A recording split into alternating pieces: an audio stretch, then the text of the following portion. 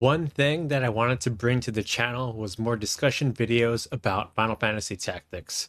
As we all know, the story and characters were some of the highlights of this game. Although one thing that somewhat bothered me was about Ovelia, on if she was a legitimate princess or a fake one.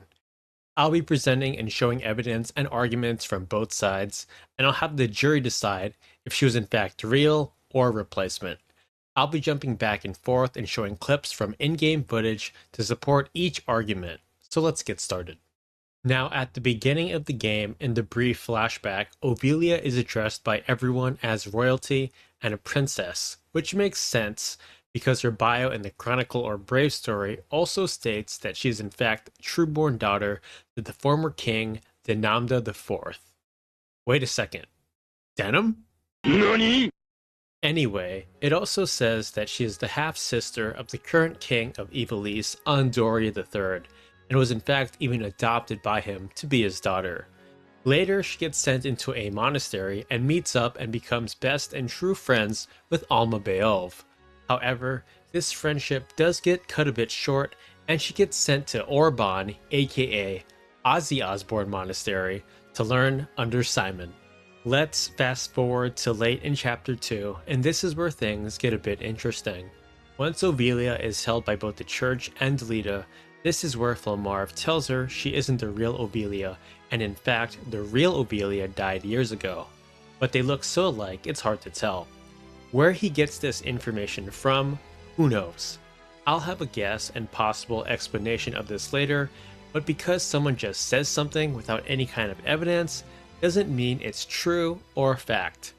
But let's just make one thing clear. On Final Fantasy Wiki's page, this part, it says that Filmarv had no reason to lie at this point. Let's just clear this up. He had every reason to lie to manipulate and control her. So I do in fact agree with the following sentence of, confused princess is easier to manipulate. However, so Ovelia might have been told a lie to shake her confidence. If we go back to the Chronicle about Ovelia's bio, nothing does change, and it still states she was in fact a true-born daughter, and this never changes for the rest of the game, unlike other characters' bios like Ramza for example. Now, for this part of the video, I'm going to list possibly the strongest arguments or reasons why Ovelia was in fact a true and real princess, and arguments she could be a fake one. In Chapter 3, when Ramza and Alma go back to Orban and find Simon, he clearly states here that Ovelia was in fact royalty because of the Virgo Stone. On the other hand though, when Ramza defeats Wheatgraph and he transforms into Belius through the Aurosite, it doesn't only give him immense power, but in the words of the softlock game resetting Lucavi, sights unknown I see, my mind a vessel, filled with wisdom of 1,000 years. Because Filmarv has been possessed for quite some time due to the Leo Aurosite, he also has incredible strength and knowledge, and through the stone's power, he knows of Ovelia's true origins. The next time Ovelia is reminded that she isn't the true princess is when Delita talks with her at Zeltenia.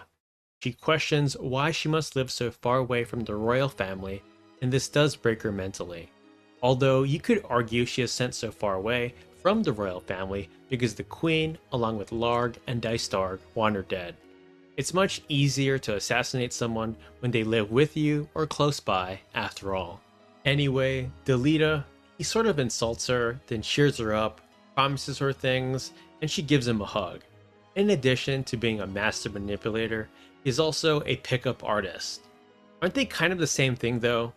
Who gives a damn? Anyway, after watching these cutscenes, if you go back to the Chronicle to review the events of Ovelia and Filmarv at Lionel Castle and Delita and Ovelia at Zeltenia Castle, Oraslam writes that she finds or discovers the truths about her origin, yet in Ovelia's bio, it still says that she is the true-born daughter of Denamda. So, the historian Oraslam is writing two very conflicting things here. I'm going to have to discredit him as a credible witness and historian, at least for this piece of information. Now, the last piece of strong evidence that suggests Ovelia is true royalty is based on what Thunder God Cid says in Chapter 4, that she alone is the rightful heir to the throne. And just like that, Sidolphus knows best. At the end of the day, who really knows if Ovelia's father was really King Denamda or not? If we could somehow do a DNA test, that would probably be our best evidence and bet. I personally think she is a real princess based on what Simon and Orlando say, even though they are a bit old and past their prime. We gotta respect our veterans who paved the way. But I'll leave it up to the audience and people in the comments to decide. I hope you enjoyed this discussion video about Ovelia. For those that requested these kinds of videos, sorry for the delay as I've been taking trips and been a bit busier, but more of these to come in the future. Take care, and I wish you the best when it comes to health, wealth, and happiness. Don't forget to subscribe.